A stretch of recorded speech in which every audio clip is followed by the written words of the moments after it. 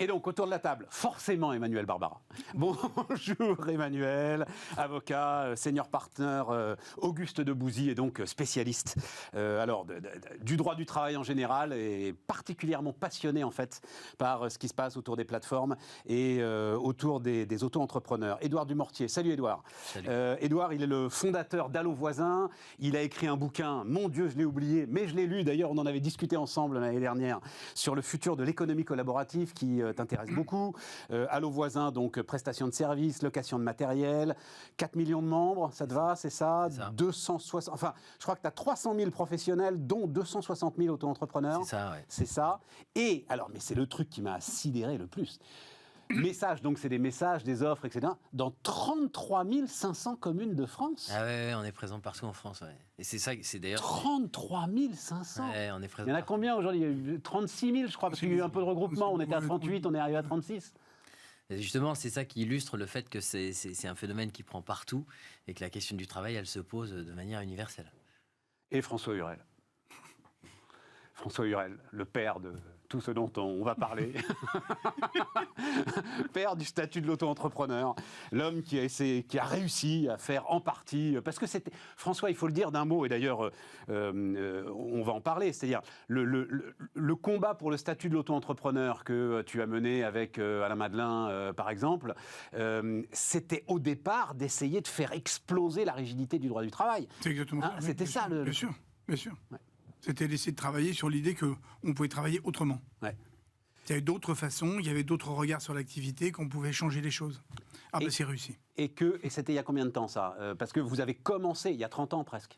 Alors, tu faisais référence à la loi de 1994, c'était à partir de la loi de 1994. Ouais, c'est la loi Madelin d'ailleurs. Texte, Ouais, voilà, alors, premier texte issu, disent effectivement les savants que c'est issu du rapport Barthélemy qui avait été écrit au Conseil économique et social et qui avait déclenché cette idée qu'il fallait légiférer sur cette catégorie. Et puis, ce faisant, on a tiré la pelote en disant mais finalement, ils sont très nombreux à vouloir le faire. Ouais. Et entre 1994 et 2009, il s'est passé beaucoup de choses. On a beaucoup bataillé. Puis en 2009, on a inventé le régime. Ouais. Et là, tout a changé. Mais la fameuse phrase là, parce qu'on va en reparler aussi quand même, ceux qui ont plus de facilité à trouver un client qu'un patron. Phrase d'Emmanuel Macron. Est-ce que, juste comme ça, on va faire un petit tour de table là-dessus, il avait... Donc mon Dieu, comme le temps passe, 2017. 2017, absolument. Il avait en 2017, dans le discours, donc il y avait cette phrase-là, il y avait le chômage pour les indépendants, enfin le droit de démissionner, il y avait tout, non, pas le droit de démissionner, mais le chômage pour les indépendants, il y avait tout un tas de choses. Est-ce que le compte y est à l'arrivée, ou est-ce qu'il s'est assis sur un certain nombre de ses promesses? Alors, on en parlera. Le compte y est pour un certain nombre de points. Ce qui est à noter, c'est qu'il y a eu une évolution formidable de la société entre 2017 et maintenant. Et là, on n'a pas rattrapé. On n'a pas pu rattraper. Et vraisemblablement, l'un des enjeux... Il était en avance, il est en retard. C'est ça que tu dis là maintenant? Non, il était dans le time. Il était à l'heure. Et on est devenu en retard, ouais. Logiquement, parce qu'on n'a pas vu le phénomène. On n'a pas vu. Moi, rappelons-nous un chiffre. Hein. Le régime de l'auto-entrepreneur en 2009, c'est 1200 inscrits chaque jour. Aujourd'hui, c'est 3500 par jour. Ouais. 3500, c'est un phénomène. Le Big Quit à la française, c'est une réalité. Aujourd'hui, il y a 15 millions de salariés de première ligne qui ont démissionné dans les 3 dernières années aux États-Unis. Nous, on est exactement dans un phénomène identique, pas sur les mêmes catégories de salariés. C'est ça qui est beaucoup plus préoccupant.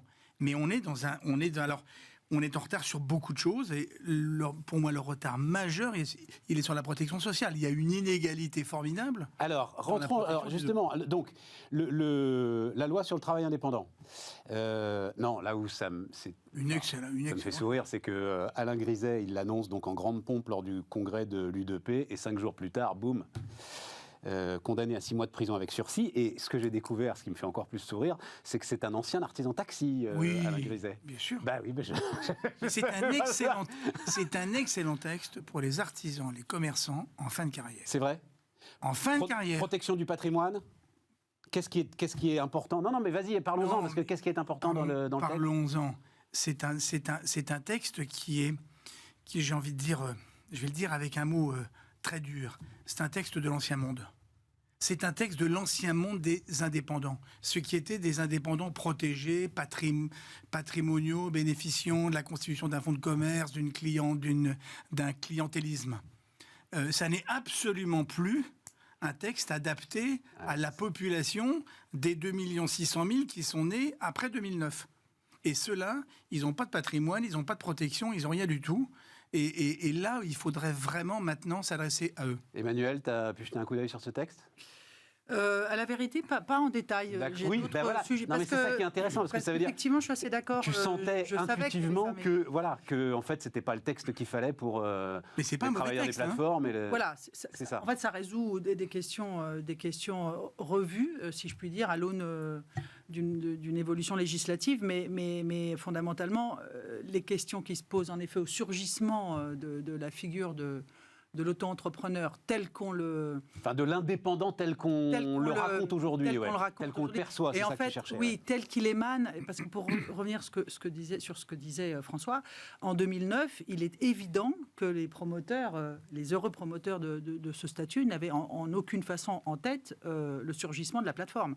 Ni Uber, ni personne. Pas du tout. C'est en cela que c'est passionnant, parce qu'on a l'impression que, enfin, dans le discours, que d'une certaine façon, ça serait Uber, je dis ça à cause d'ubérisation, qui aurait permis le surgissement ou comment dirais-je, l'attraction de ces personnages non qualifiés alors même que c'est pas vrai, c'est l'inverse. Et c'est en cela que le phénomène est intéressant, parce qu'on oublie dans tout le discours ambiant et les polémiques nécessaires, et François a raison de le souligner, mais on oublie que l'auto-entrepreneur est un régime légal qui existe hors tout, hors sol. Oui, non, mais on va y aller, bien sûr. Mais tu as parfaitement raison sur le fait de dire l'apparition des facteurs, qu'en 2009, quand moi je deviens auto-entrepreneur en 2009, puisque j'ai eu... Je me souviens. Mais c'est exactement ce que fait François, c'est-à-dire je veux une manière simple de faire des factures et d'avoir un numéro de SIRET et point à la ligne. Mais les clients étaient là, en fait, c'est ça le sujet. Les clients étaient là, simplement c'était la croix et la bannière pour pouvoir facturer soi-même, quoi. Tu étais obligé de passer par... pour les activités que je faisais moi, tu étais obligé de passer par des intermédiaires qui te prenaient 5-10% de commission. Ou faire du portage salarial. C'était très compliqué. Alors on va y aller sur le portage salarial. On va y aller parce que j'ai vu les chiffres là. Je suis très surpris. Non, je suis pas sûr. Non, le portage salarial c'est pareil. François, je ne comprends pas pourquoi tu donnerais une commission à quelqu'un pour émettre une facture à ta place. C'est d'une simplicité biblique. Les outils existent aujourd'hui pour faire des factures et les experts comptables sont là pour t'assurer que tu payes bien les cotisations à qui tu dois les payer. C'est pas moi qu'il faut convaincre. Mais parce que c'est le statut qu'on recherche. Encore une fois, ce contrat de travail à 3, puisque on évoque portage salarial. Portage salarial, c'est un contrat de travail à 3. C'est très mauvais. Et donc on le fait à 3. Et pourquoi on le fait à 3 ? Parce que le mot contrat de travail est très porteur de sécurité dans notre psyché collective. Ça vient de là aussi. Édouard, juste un mot, juste sur ce texte-là, tu ne l'as pas regardé toi non plus moi, je ne l'ai pas non plus regardé dans les détails. Par contre, je rejoins vraiment ce que disait François, à savoir que ce qui s'est passé, c'est que la société a énormément progressé ces dernières années. Aujourd'hui, les gens sont beaucoup plus prêts à se lancer dans l'auto-entreprise, dans le fait de se mettre à leur compte. Il y a cette espèce de peur d'entreprendre qui est en train de tomber, ça désinhibe. Par contre, effectivement, au niveau législatif, on n'a pas du tout suivi et on a un monde politique qui continue à prôner le CDI pour des motivations électoralistes. Alors qu'il y a un décalage qui s'opère vraiment entre la sphère politique et législative et les vrais gens du terrain, de la vraie vie, qui, eux, ont plus peur. Ils n'ont plus peur. Attends, on va voir ça. Juste un mot, tu fondes quand, Allo Voisin ? 2013. On a déjà parlé ensemble, hein, mais j'ai dû sans doute faire ta première interview télé à l'époque. Je crois sans doute. Ces eaux-là, ouais. Je me disais, mais c'est pas possible que ça marche, un truc pareil. Ça marchera jamais. Je m'en souviens bien, tu me l'as dit. Je m'oublie. Mais tu vois, je suis pas rancunier. Ah bah oui. Mais l'auto-entrepreneur, il y a des gens... Alors attends, juste, je vais revenir sur quand même cette première loi travail. Un point, moi, qui m'intéresse, parce que c'était dans les promesses du président de la République, c'était les histoires d'assurance chômage.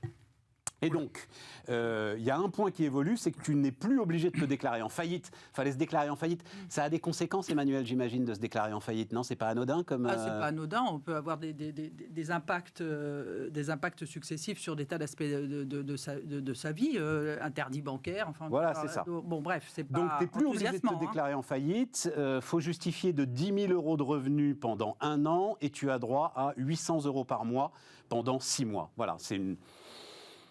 Bon, c'est pas le Pérou, comme on dirait. Je ne suis pas d'accord pour qualifier ce texte de chômage.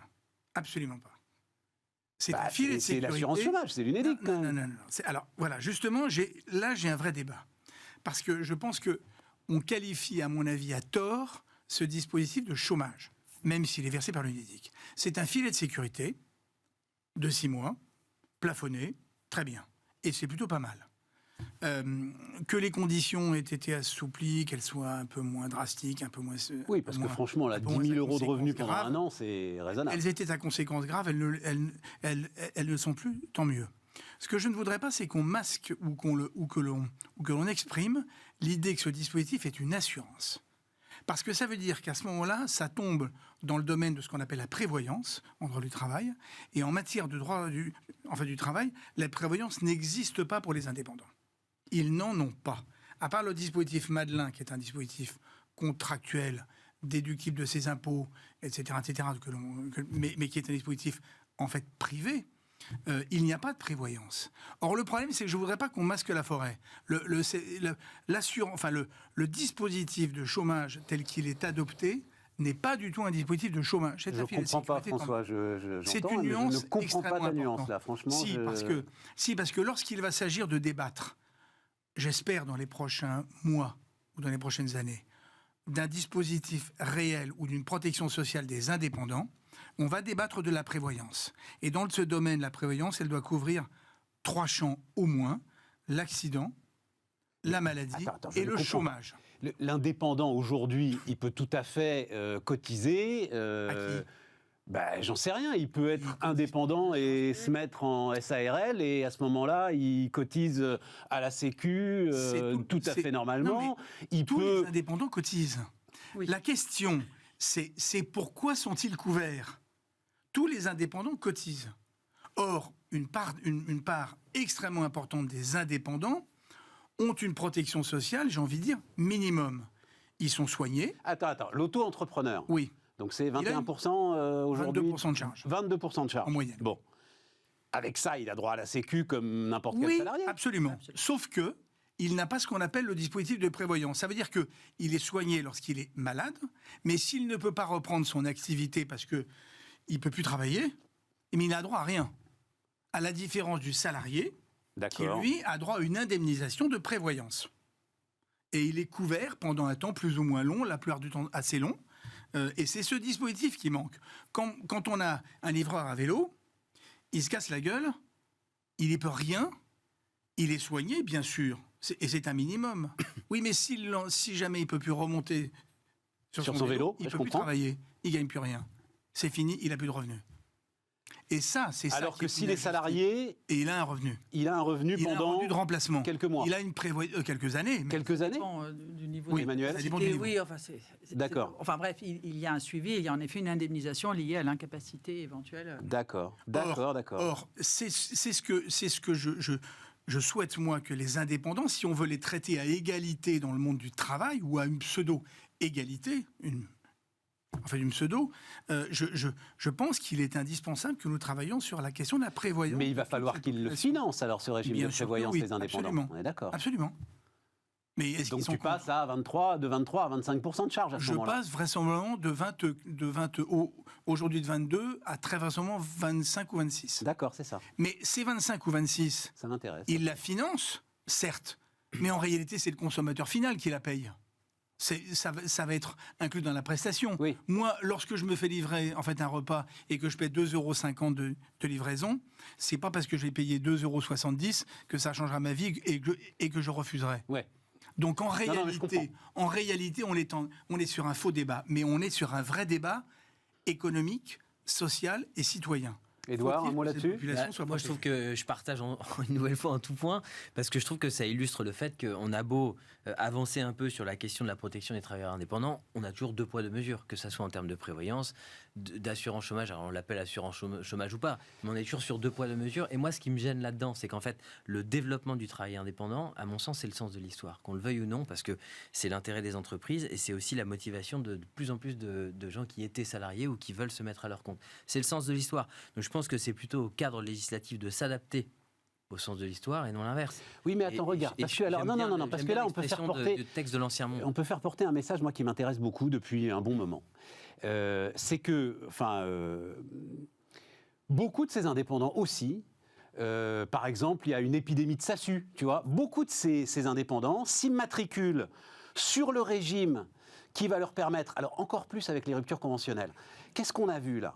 Donc, rupture conventionnelle, je m'inscris au chômage, et pendant que je suis au chômage, je monte la petite SASU qui va bien, et je ne me payerai qu'en dividende, et je touche de tous les côtés, et j'oublie ensuite que la SASU ne va pas me protéger, comme me protégeraient d'autres statuts, URL ou SARL.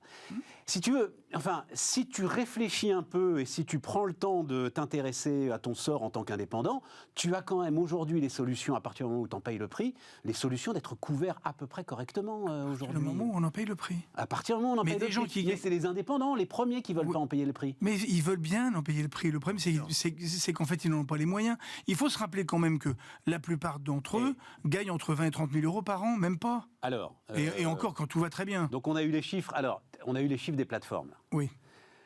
Ce qui est quand même un peu...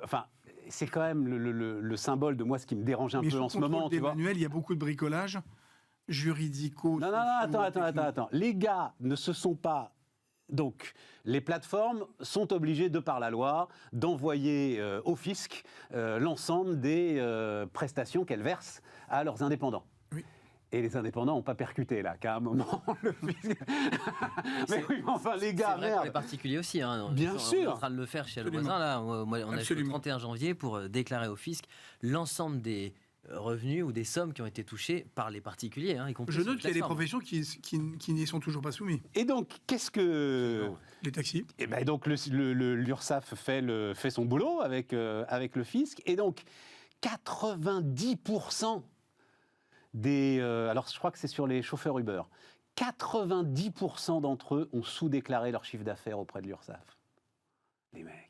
66% des cotisations dues ont été éludées, soit 50 millions d'euros perdus pour le système social. Oui, il faut construire tout ça. On a un problème de recouvrement et c'est tout à fait sérieux, mais en même temps... C'est pas un problème de recouvrement, c'est un problème que les gars, dès qu'ils peuvent essayer de frauder un petit peu, ils y vont, quoi. Mais il faut le comparer. Attends, vas-y, Manuel.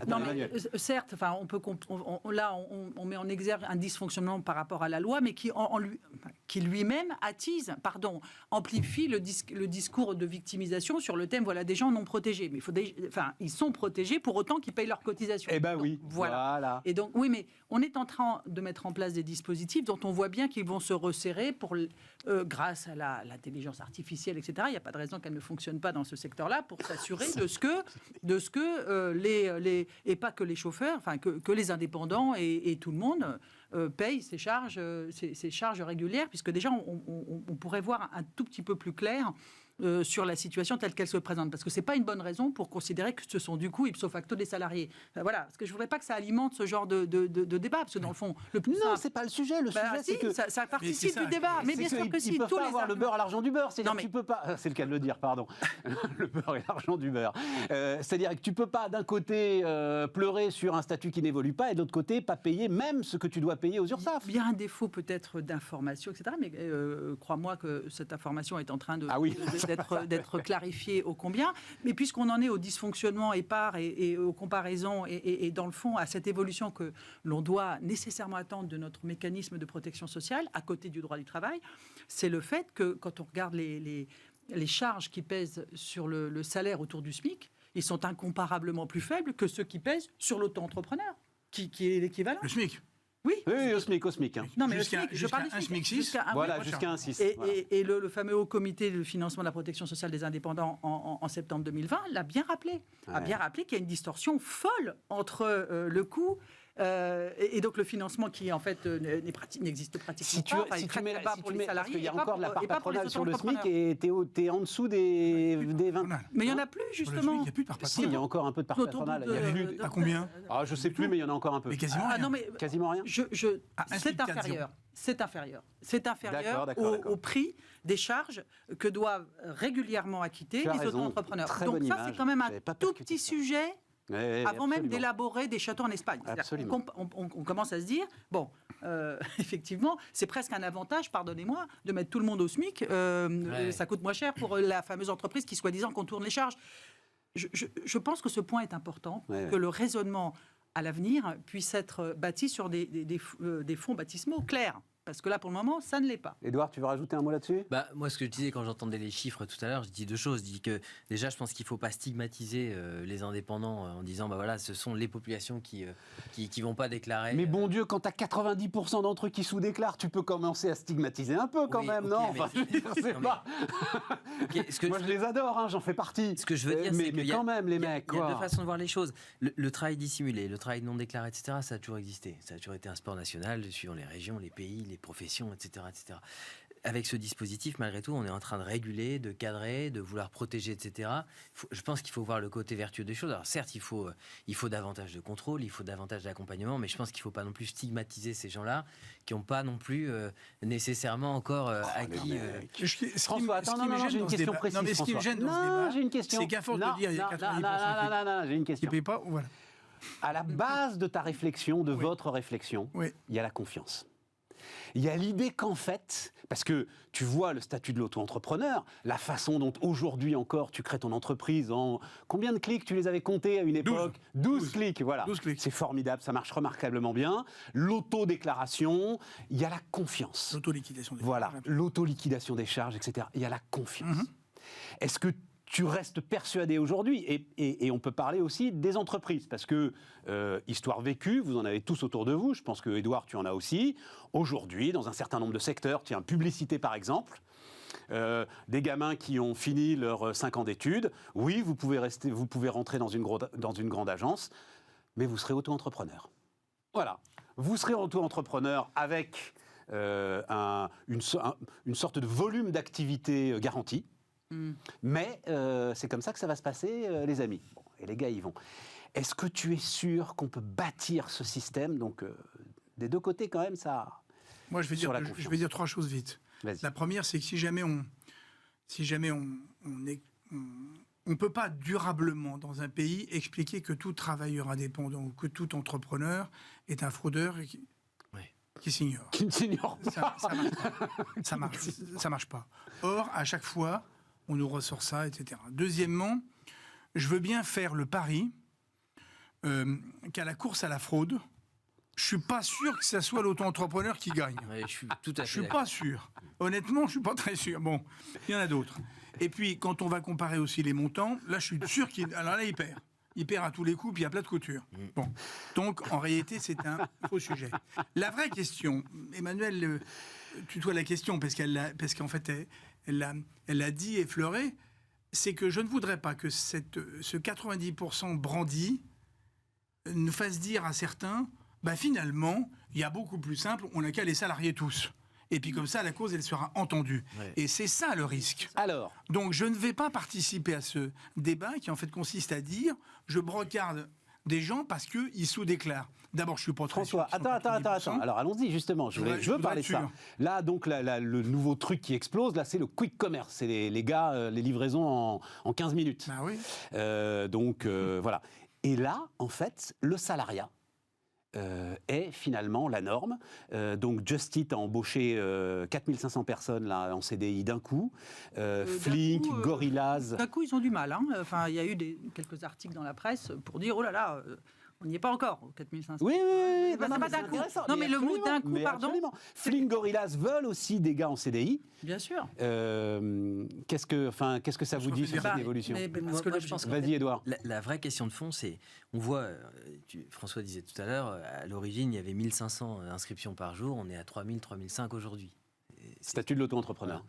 Pourquoi ça se développe? C'est ça la question de fond. Pourquoi est-ce que ça progresse? En fait, pour deux raisons. Parce que l'entreprise, en fait, aujourd'hui, est en train d'évoluer. Les entreprises vont privilégier le salariat et notamment le CDI pour toutes les fonctions dites stratégiques. Alors, une fonction stratégique, ça ne veut pas nécessairement dire une fonction de direction générale, de cadre dirigeant, etc. Ça peut être une fonction de développeur informatique chez Allo Voisin, c'est une fonction stratégique. Nous, on les salarie. C'est évident. Un livreur, ça peut être une fonction stratégique, par exemple, pour un Just Eat. Donc, on va les salarier. Mais il faut comprendre qu'il y a une telle...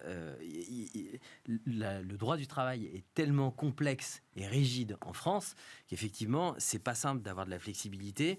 Donc, l'entreprise va privilégier le salariat pour tout ce qui va être stratégique et pour le reste, va privilégier la flexibilité. Donc, ça va être du CDD, ça va être de l'intérim et ça va être de l'auto-entreprise, par exemple. Et en face... on a des gens qui sont salariés, qui sont de plus en plus animés par la question du sens. Pourquoi je me lève le matin? Avant, c'était je me lève pour combien? Aujourd'hui, c'est je me lève pour quoi? Alors, il y a le pour combien aussi, hein, mais c'est aussi la question du sens. Et la question du sens, nous, on le voit chez Allo Voisin, on a des tas de gens qui quittent leur job pour faire du Allo Voisin, pour se mettre auto-entrepreneur et prendre les rênes de leur vie professionnelle parce qu'ils y trouvent du sens.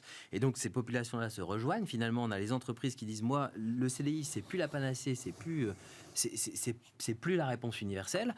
On a des jeunes qui sortent d'école, etc., qui disent, moi, c'est pas forcément ce que je vise à tout prix, ou alors qui quittent leur fonction salariée après X années pour se mettre à leur compte, et ces gens-là se rejoignent. C'est pour ça que ça progresse. Et à partir de là, c'est ce que je disais tout à l'heure, il faut arrêter de stigmatiser ces gens-là, il faut au contraire prendre acte et encourager le mouvement. Non, mais toujours arrêter de stigmatiser. Mais donc 3 millions d'indépendants, c'est ça le chiffre? Aujourd'hui, 3,6 millions. 3,6 millions aujourd'hui. 600 000 indépendants, dont 2 600 000 auto-entrepreneurs. 2 600 000 auto-entrepreneurs. Et ça grossit tous les jours. Ouais.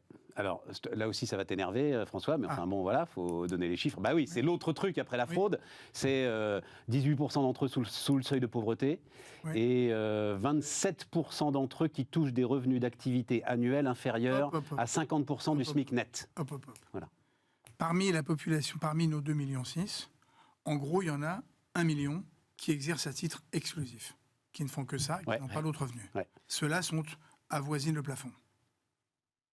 Il y en a 1,6 million qui exercent à titre complémentaire d'une autre activité, d'un autre revenu, d'un autre truc. Ils sont salariés, ils sont demandeurs d'emploi, ils sont retraités, ils sont étudiants, ils sont machins, ils sont trucs et bidules. Et ceux-là, évidemment, n'y consacrent que 5, 10, 15% de leur temps. Évidemment, quand on fait la moyenne, il y en a qui gagnent beaucoup, il y en a qui gagnent moins. Non, attends, oui, mais le chiffre, le boulot de l'INSEE, qui est très intéressant, prend ça en compte. Quand il dit 27% touchent des revenus d'activité annuels inférieurs à 50% du SMIC net, ça ne veut pas dire qu'ils sont sous le seuil de pauvreté, parce qu'effectivement, d'activité, ils peuvent avoir d'autres revenus, et puis surtout... Ils sont retraités. Non, ils peuvent avoir d'autres revenus. Voilà, ils peuvent être salariés par ailleurs. Tu vois, ça, c'est le revenu d'activité. Oui, revenu d'activité. En tant qu'auto-entrepreneur. Oui, tu vois ce que je veux dire. Mais les 18% qui sont sous le seuil de pauvreté, ils sont sous le seuil de pauvreté, ceux-là. Voilà. Oui, mais ceux-là, ils y étaient avant.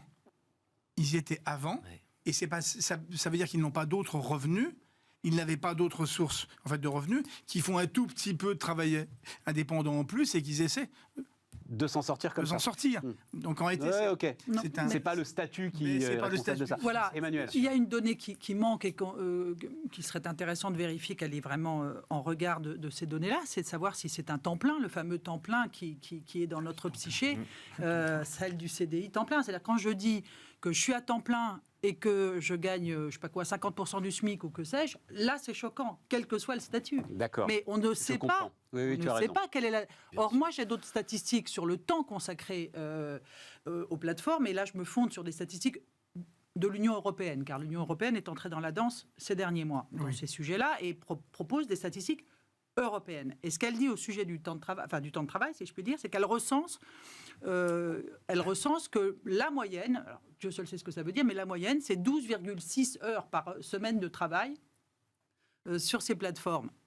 donc 12,6 heures. Donc on est très très très loin de 35 heures, même si on prend nos 35 heures à nous. Donc je ne sais plus de quoi on parle. C'est pas les chiffres d'Uber, parce que Uber disait, alors pour le Moi, coup, je parle pas d'Uber, je parle de la Commission parce que européenne. les chiffres je parle des 500 plateformes les chiffres d'Uber en France, c'est très intéressant parce que ça va dans votre sens, hein, c'est 42 heures de travail, donc en moyenne, pour 1400 € net par mois. Donc on est sur quelque chose qui est effectivement tout à fait comparable à ce que pourrait toucher un salarié dans la même situation, quoi. Oui, absolument. Un peu de choses. Oui. Absolument. Oui, Donc attention avec les statistiques qui sont là de dire des choses précisément, mais le problème c'est le dessin global dans lequel s'inscrivent ces données. Donc la réalité c'est que sur ces plateformes, Uber ou toutes les autres, parce qu'encore une fois, on ne peut pas parler d'Uber comme si c'était la seule et unique forme. Oui, mais c'est elle qui donne des chiffres. Là, en l'occurrence, ils ont donné des chiffres précis. C'était très intéressant. Oui, mais moi qui en connais d'autres, de chiffres de plateforme, on voit bien que le temps plein à l'ancienne, celle de la civilisation de l'usine, 9h, 5h, avec 20 minutes de pause, etc., et le déjeuner, c'est plus des temps qui s'y trouvent. Et on trouve rarement des temps genre 65 heures par semaine. Oui, mais c'est plutôt en deçà. Très en deçà. Oui, mais est-ce qu'ils n'aimeraient pas travailler plus, justement, ceux qui travaillent en deçà de l'ensemble de ces temps? Mais ils peuvent le faire. En principe, la règle est qu'ils peuvent le faire, puisque c'est à eux. Alors, c'est là où on ne sait plus de quoi on parle. Si l'idée est telle qu'elle résulte de ce que l'on peut lire et de ce que l'on peut voir, qu'il appartient à celui qui est donc l'indépendant qui se propose à rendre un service, c'est à lui qu'il appartient de rendre le service et donc d'accepter ou pas. C'est toujours cette idée. Donc, de deux choses l'une. Ou bien c'est pour de faux ce qu'on se raconte et qu'en fait, c'est l'employeur qui, en réalité, alloue du travail rare, entre quelques-uns, et qu'il y en a plein avec leur chapeau qui attendent. Absolument. Ou bien, on peut imaginer, ou pourquoi ne serait-ce pas pareillement l'hypothèse où, dans le fond, c'est moi qui dis que non, moi, là, j'ai 2 heures, je veux bien faire 2 heures, mais d'abord, je vais après, dans 2 heures, sur la plateforme d'en face, et puis cet après-midi, j'ai autre chose à faire.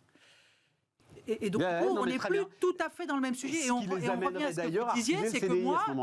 Mais bien sûr, parce que le jour où on aura requalifié tout ça, alors là, on ne rigolera plus. Effectivement, les fameux 15 minutes, là, j'aurai un planning avec Dupont, Durand, etc., de 9 à 18 heures, et il ne s'agit pas de rater le slot. Exactement. Or, on n'est pas en train de parler de ça. Ou alors, si on parle de ça, alors là, pour le coup, il n'y a pas besoin de se fatiguer et de se dire, oui, en effet, c'est pas bien. Mais si d'aventure, c'est vraiment ce qu'on peut lire au gré des jurisprudences, moi, c'est mon boulot de lire des jurisprudences, que véritablement celui-ci n'a pas de clause d'exclusivité, que celui-ci peut dire oui ou non, que celui-ci y va ou pas, et qu'il n'y a pas d'horaire cohérent, si je puis dire, sur une période de temps, que voulez-vous que je vous dise ? On marque une pause, les amis, on se retrouve dans un tout petit instant.